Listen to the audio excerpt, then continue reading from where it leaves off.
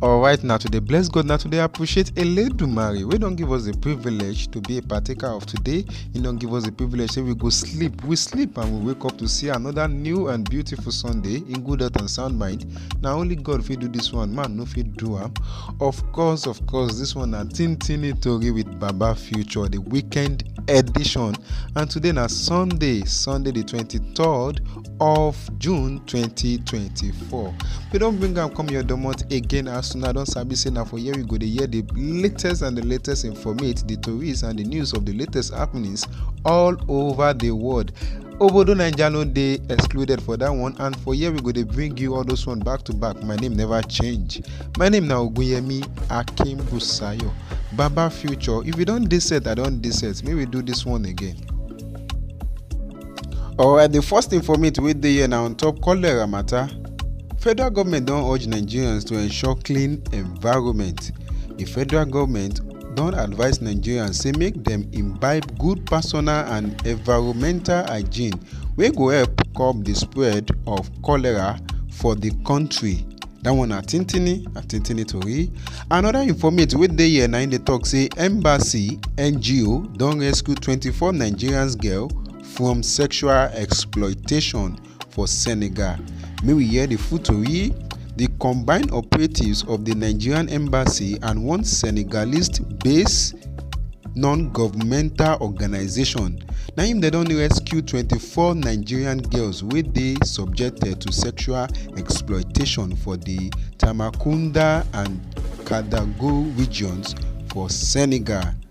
Alright, another informate wey dey for here na im dey talk say Ekiti state student na im don slit the throat of a colleague during one argument. May we hear the full tori. One 300 level student of the Federal University Oyekiti for Ekiti State, Rachel Olufogbe, don dey arrested by the police with the matter of physical assault on one fellow student for Saturday.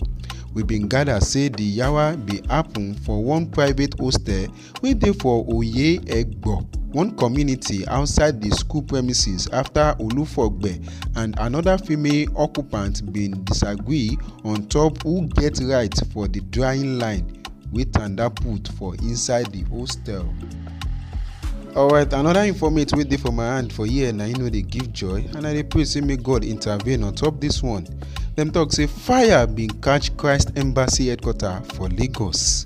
The headquarters of the Christ Embassy Church wey tanda put for Oregun area inside Ikeja wey dey Lagos State dey reportedly catch fire for Sunday morning.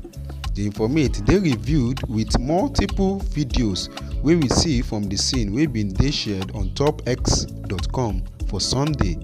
Officials of the Lagos State Fire and Rescue Services na im dey don sharply go the scene to take salvage the situation. And the last informate wey dey for my hand for here na im dey talk say ASUU wan appraise zonal mobilization ahead of im planned strike. The Academic Staff Union of Universities go appraise im mobilization across various zones for im plan for nationwide strike action. The union across various branches been issue 3-week ultimatum to the federal government on top some outstanding demands.